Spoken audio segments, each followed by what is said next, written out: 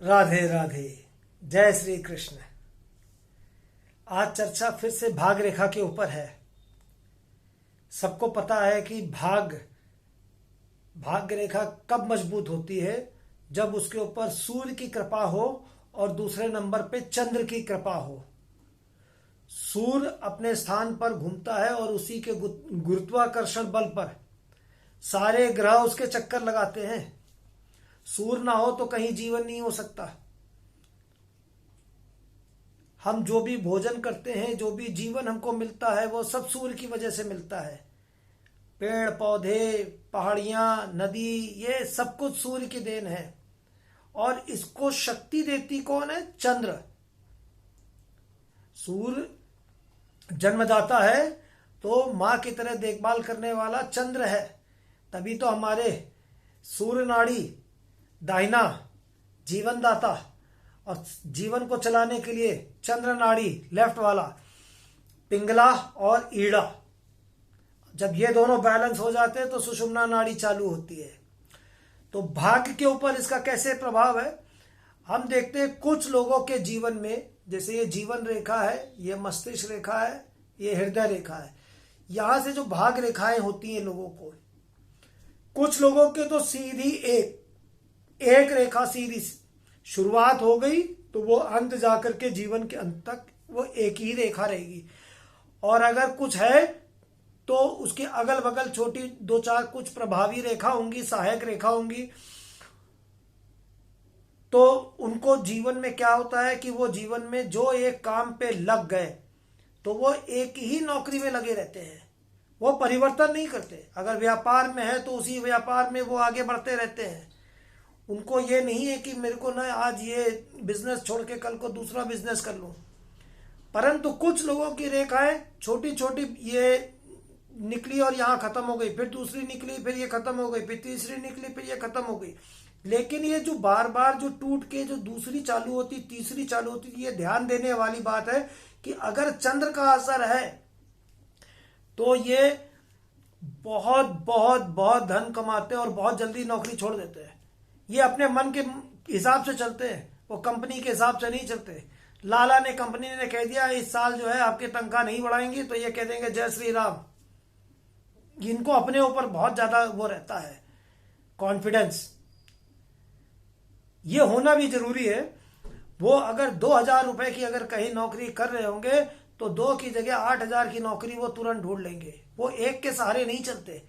उनका मस्तिष्क जो है, दिमाग, ये इसमें जो शक्तियां, जो अभी मैं कह रहा था कि चंद्र की जो शक्ति होती है ना, वो चंचल बहुत होती है।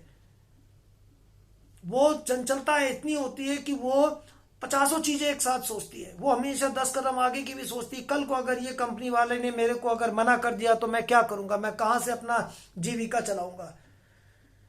तो जिन लोगों की एक रेखा होती है वो जीवन भर, अगर वो प्राइवेट नौकरी में है तो प्राइवेट नौकरी में ही उसी कंपनी में बना रहेगा। बहुत मुश्किल से अगर छोड़ा तो छोड़ा, दूसरा भी अगर जाएगा तो वो वहां पर भी छोड़ने वाला नहीं है।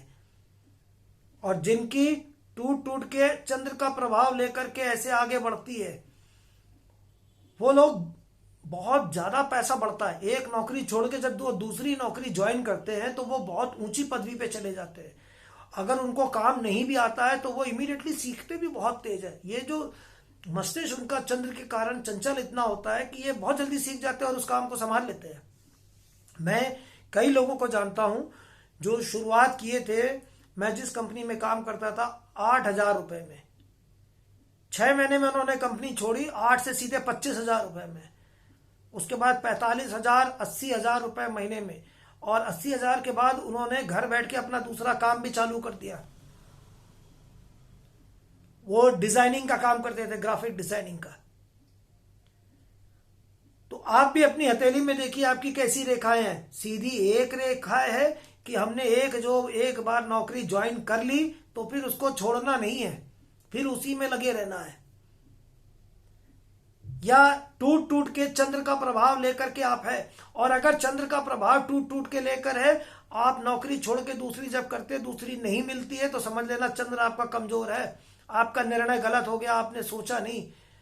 आपने जल्दी जो है क्रोध के कारण आपने नौकरी छोड़ी है। बहुत से लोगों की टूट टूट के होती, फिर उसके बाद नौकरी नहीं मिलती, उनका चंद्र बहुत खराब होता है।